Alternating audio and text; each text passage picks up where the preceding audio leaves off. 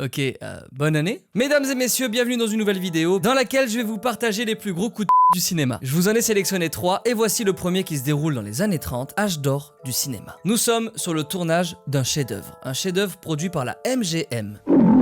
Ouais, c'est bien un lion qui rugit. Énorme studio à cette époque. C'est simple, le studio fait partie des piliers du cinéma. Il dirige Hollywood, il dirige Los Angeles, il dirige même le pays, il dirige même le monde. C'est pas des blagues, mais tout ça, ça nécessite une grosse vidéo autour de ce studio, parce que c'est une dinguerie. Mais revenons à notre tournage. C'est un film qui est en couleur. Nous sommes dans les années 30, et les films en couleur, ça se fait, mais ça reste exceptionnel. À sa sortie, c'est un vrai banger, il s'agit du Magicien d'Oz.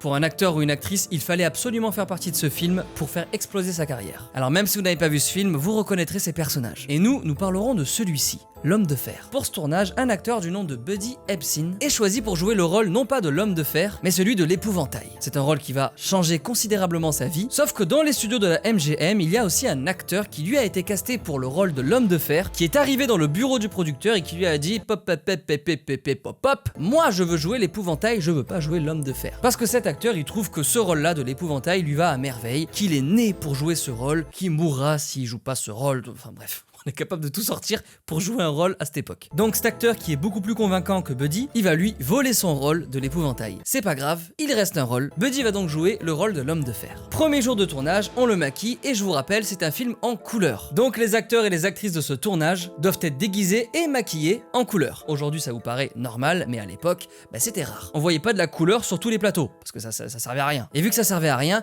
niveau maquillage, c'était pas au point. Et donc pour peindre le visage de Buddy et lui donner cet aspect métallique, la maquilleuse pour la couleur grise, elle n'avait qu'une chose à disposition, c'est de l'aluminium. Pendant plusieurs jours de tournage, Buddy interprétera l'homme de fer et son visage sera couvert d'aluminium. Premier jour, ça va, ça fait le taf. Deuxième jour, ça va, ça fait le taf. Troisième jour, ça va.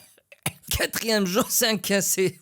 Oula, c'est bizarre là. Au bout de plusieurs jours, Buddy ne peut plus bouger. Ses doigts, ses jambes, son corps se crispent. Il a du mal à respirer et il est transféré immédiatement à l'hôpital. Mais qu'est-ce qu'il peut bien avoir ce pauvre Buddy? En effet, sur plusieurs jours de tournage, Buddy avait inhalé beaucoup trop de poussière d'aluminium et la poussière d'aluminium, je vous passe l'info au cas où, si ça vous arrive de taper un rail, je sais jamais, l'aluminium, ça n'est pas bon pour la santé, même en poudre, d'accord. Même dilué dans un verre, c'est pas bon. Il faut pas boire de l'aluminium, maintenant vous le savez. Alors évidemment, les producteurs du film rendent visite à Buddy, qui a les poumons remplis d'aluminium. Buddy, comment ça va? Allez, lève-toi maintenant, s'il te plaît, je perds des millions, s'il te plaît, lève-toi. Et Buddy, à ce moment-là, il n'arrive toujours plus à bouger et il ne respire plus. Alors les producteurs, ils ont la merveilleuse idée d'aller discuter avec l'hôpital et tenter de leur expliquer que bon, on fait du cinéma, vous pouvez comprendre, Buddy peut-être qu'il respire pas, mais là, allez, faut le sortir là, allez. Pas d'argument. Je connais moi l'aluminium, je suis dans l'aluminium depuis... Allez là. On est dans le cinéma nous madame, ok? C'est bien plus important que votre établissement là qui sauve des vies. Alors tout ça, ça n'a servi à rien. Buddy reste à l'hôpital et enfin les producteurs se disent nous allons mettre le tournage en pause. Non pas pour attendre Buddy, mais pour chercher un nouvel acteur. Alors 3 semaines plus tard, les producteurs trouvent un nouvel acteur qui provient d'un autre studio. Oui, parce qu'à l'époque, les acteurs et les actrices étaient exclusifs à leur studio. Ils étaient sous contrat et un contrat extrêmement sévère. Enfin bon, les producteurs dénichent leur nouvelle vedette, il s'appelle Jack. Et à Jack, le nouvel acteur qui débarque sur le tournage du Magicien d'Oz, on va lui expliquer tout ce qui s'est passé. Non, c'est pas une si bonne idée de tout expliquer à Jack. Les producteurs, qui ne veulent plus trop se prendre la tête, vont accueillir Jack en toute simplicité. Bienvenue sur le tournage du Magicien d'Oz, ton rôle c'est l'homme de fer, va te maquiller là-bas s'il te plaît. Et Jack, qui est extrêmement reconnaissant de faire partie de ce tournage, va enfiler le costume de l'homme de fer et se faire maquiller à l'aluminium. Toujours, ça ne change pas. Je comprends pas pourquoi on changerait de maquillage. Où est le problème? Ça marche bien, ça brille. Et donc ce maquillage va également remplir les poumons de Jack, mais visiblement lui, il se portera mieux que Buddy. Voilà ce qu'était le cinéma de cette époque.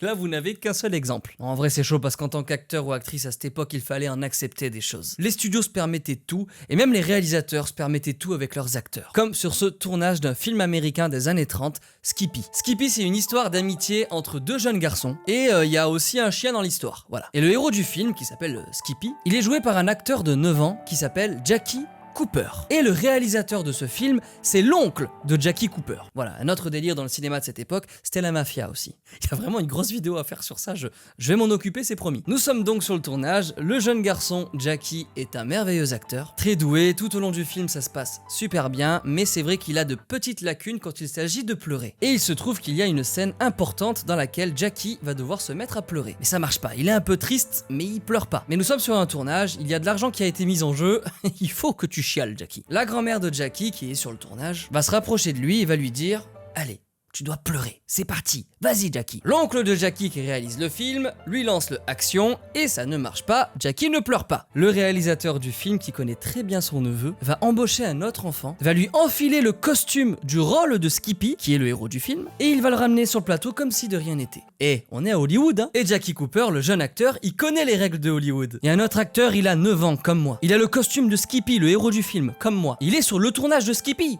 comme moi. Tonton, je le sens pas bien là, qu'est-ce qui se passe? Ça y est, c'est fini, je vais me faire péter mon rôle. Jackie Cooper se met à chialer. Didn't that old bank make a funny noise when it busted and all the money fell out? Le réalisateur se met à filmer et c'est dans la boîte. Bravo Jackie, tu as été sensationnel. Tiens, une glace. True story. Il lui a vraiment donné une glace pour le réconforter. Mais ce n'est pas fini. Jackie a encore une scène à tourner dans laquelle il doit pleurer. Et détail plutôt important, sur le plateau de tournage, il y a un chien. Le réalisateur du film se dit « Tournons cette scène et nous verrons. Action, il chiale pas. » Merde. En effet, le jeune comédien ne pouvait pas pleurer parce que le chien sur le plateau de tournage le rendait tout simplement heureux. Donc c'était compliqué pour lui de se mettre à pleurer alors qu'il passait tout simplement un bon moment.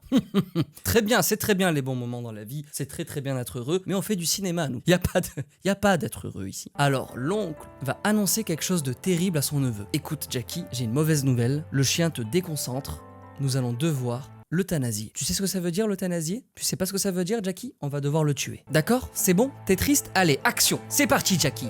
Ça marche pas. Très bien. Bon, c'est pas grave. Coupez. En plus, j'ai été horrible avec mon neveu, là. C'est quoi? Qu'est-ce que je suis en train de faire? Et là, l'oncle réalisateur a une idée de génie. Mais n'oubliez pas le titre de cette vidéo, d'accord? Quand même. Il va demander à un homme qui est sur le tournage, qui gère la sécurité du plateau, et qui au passage est armé, de récupérer le chien pour l'éloigner de Jackie et de l'emmener plus loin, à l'abri des regards. Jackie ne comprend pas trop, jusqu'à ce que son oncle s'approche de lui et lui explique. Maintenant, le chien, on va devoir le tuer. Alors Jackie lui répond, mais pourquoi tonton? Et le réalisateur répond à son neveu, parce que tu ne pleures pas. Et le point final de cette phrase sera ceci. Alors évidemment, le garçon de 9 ans, il comprend, il se met à chialer toutes les larmes de son corps et c'est parti là, action, on y va. Parfait, c'est très bien Jackie, continue Jackie. Attends, coupez. Et Jackie, il est là, il chiale mais fort, tu vois, mais il pleurait trop. Alors le réalisateur, il coupe la scène, il s'approche de son neveu et il lui dit, écoute, peut-être que si... Ça va être terrible ce que je vais dire. Peut-être que si tu pleures un petit peu moins, tu auras le droit d'aller voir si le chien a survécu, parce que peut-être qu'il a survécu. Alors pleure un tout petit peu moins et tu pourras aller le voir. Bon alors évidemment je vous spoil, hein, mais ils n'ont pas tué le chien, d'accord? Alors vous le savez, mais Jackie, à ce moment-là, il ne sait pas. Jackie, qui ne fait qu'écouter son oncle, se remet à pleurer avec plus de douceur. Him losing Betty and all. You gotta help him so he don't die or nothing. He's an awful good kid. Et la scène est parfaite. Alors je ne sais pas si c'est cette scène en particulier qui va venir appuyer ce que je vais vous dire dans quelques secondes, mais Jackie Cooper a été nommé aux Oscars pour son rôle dans ce film. Et il a eu par la suite une très grande carrière. Alors, est-ce que finalement c'était pas une bonne chose que de... Non. Parce qu'en fait, après avoir vu que cette méthode permettait à des enfants d'être nommés aux Oscars, eh bien certains réalisateurs ont commencé à penser à des stratagèmes pour faire pleurer ou pour faire peur des enfants sur des plateaux de tournage. Alors ok, peut-être que ça va être plus réaliste, mais croyez-moi, certains enfants ont été traumatisés. Et certains enfants qui n'ont pas eu de carrière par la suite pour les consoler. Donc ouais, pas sûr que ce soit une si bonne chose, et pas sûr que ça marche non plus. Et petite anecdote à propos de ça, sur un film plus récent, alors certains la connaissent, mais je pense qu'elle a sa place dans cette vidéo. Ça se passe sur le tournage de Bad Boys 2. Il y a une scène devenue culte dans laquelle Will Smith et Martin Lawrence vont faire flipper un jeune de 15 ans qui vient pour inviter la fille de Martin Lawrence à sortir. Hi, Mr. Bennett. I'm Reggie. What you doing here? Came to take out Megan. What? Voilà, séquence devenue culte, sauf que...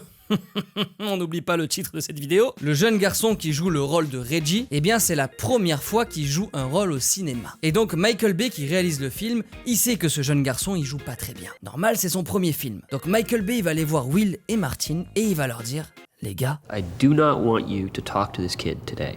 I do not want you to befriend him. I don't want you to say hello. Alors que ça ne tournait pas, Martin va faire semblant d'être un vrai connard. Hey, Mike. Come on, man. Motivation, Mike. Voilà, il va avoir ce genre de réaction qui rend mal à l'aise tout le plateau, y compris le jeune comédien. Et ils vont aller encore plus loin. Martin's bodyguard walk up to the kid when the door was shut, when Martin wasn't there, and he whispers in the back of his ear, he goes, don't look at Mr. Lawrence when he's not acting.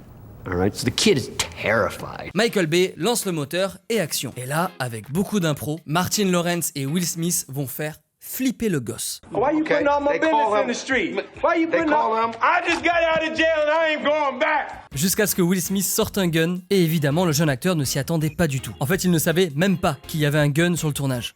And normally when you have an actor, you always show a gun, a cleared gun. It's, to show there's no bullet in it. We never did that to this kid. Bon alors c'est sûr qu'il joue bien et que cette scène elle est réussie pour le coup, mais sachez que le jeune Dennis Green n'a plus joué dans aucun film, mis à part le dernier opus de Bad Boys. Et en effet, il joue dans ce film juste en tant que clin d'œil, en lien avec cette anecdote. I am shocked that you are even still here. Traumatiser des acteurs, ok, c'est un sacré coup de mais il y a pire. Bah alors pire je sais pas. Maintenant si vous voulez classer ces histoires de la pire à la moins pire, je vous invite à le faire dans les commentaires. Mais avant ça, écoutez cette dernière histoire qui se déroule fin des années 60. On est sur le tournage d'un film au Mexique. Le film en question, c'est l'adaptation d'un livre du nom de Twist of the Knife. Il s'appelle comme ça aux États-Unis. Il a un autre nom en Angleterre, mais on s'en fout. En très bref, l'histoire raconte celle d'un gars qui va accepter de plonger dans des eaux infectées de requins pour des recherches scientifiques. Très bien, il y a des requins dans le film. Et donc sur ce tournage, au Mexique, ils vont utiliser de vrais requins. Alors bien sûr, ils vont minimiser les risques, ils vont entourer le set de tournage qui se déroule dans la mer à l'aide d'un filet et ils vont injecter des tranquillisants aux requins qui sont à l'intérieur du filet. Et ils vont utiliser des cascadeurs pour se jeter à l'eau avec les requins. Et il y a un cascadeur mexicain, son nom est José, qui sera la doublure de l'acteur principal du film et qui va donc tourner sa séquence dans l'eau auprès d'un requin bulldog. Alors le requin bulldog est maîtrisé, c'est parti, moteur, ça enregistre et à ce moment-là, il y a un grand requin blanc qui pénètre les filets de protection du tournage et il n'est bien évidemment pas maîtrisé. Le requin nage à toute vitesse vers le cascadeur, il l'attaque, l'équipe de tournage essaie de sauver le cascadeur qui finit à l'hôpital et qui succombera à ses blessures. Sur ce tournage, le cascadeur José Marco est décédé et pendant ce même tournage, il y a un magazine qui était présent et qui décide d'en faire un article. Lorsque l'article est publié, les producteurs se disent « Quelle opportunité !» Comment il s'appelait le film déjà ? Twist of quoi ? Twist of... Allez. Dégage-moi ça mon pote, on va appeler ça Shark. C'est quoi l'affiche déjà qu'on avait choisi là ? Ça dégage, tu me mets un requin qui bouffe un mec, c'est bon ? Parfait, magnifique, on est des génies. Très bien, ça exploite un drame pour du marketing et pour du business. Mais ils vont aller plus loin. Souvenez-vous, lorsque le cascadeur José s'est fait attaquer, les caméras enregistraient. Et pendant toute la promo du film, les producteurs ont affirmé qu'on y voyait la mort du cascadeur à l'écran. Et à ce moment-là, le réalisateur du film, qui est censé avoir un tout petit droit de regard sur le montage, bon à cette époque c'était pas trop le cas, mais enfin bon, Samuel Fuller, il s'appelle comme ça le réalisateur, Samuel Fuller, eh bien il n'était même pas au courant que les producteurs avaient intégré cette scène à son propre film. Il demande que son nom soit retiré, les producteurs refusent, mais ce qui reste étrange c'est que des années plus tard, il y a une enquête qui révèle que apparemment, il n'y aurait aucun enregistrement hospitalier de cet incident, aucun enregistrement officiel de l'attaque, aucun José Marco. On sait pas c'est qui lui. En revanche, il y a bien un José Marco qui s'est fait bouffer par un requin et qui est décédé pendant ce tournage. Mais pas sûr quoi. C'est terrible. Bon oui, pour celles et ceux qui n'ont pas compris, ça veut rien dire, j'enchaîne des bruitages. Bon vas-y, prochaine fois on parlera de quelque chose de bien plus cool dans l'industrie du cinéma. Abonnez-vous à cette chaîne YouTube, activez la petite cloche, pensez à mettre un petit pouce en l'air et on se retrouve très vite sur YouTube. Ciao!